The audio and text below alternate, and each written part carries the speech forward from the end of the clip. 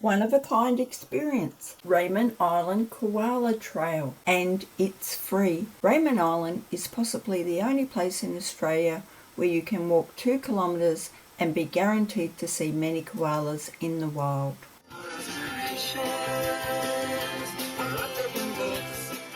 Hello, it's Karen from Reading for Kids Gippsland. Here we are looking at a picture of Raymond Island Ferry, which you can hear in the background, in search of koalas.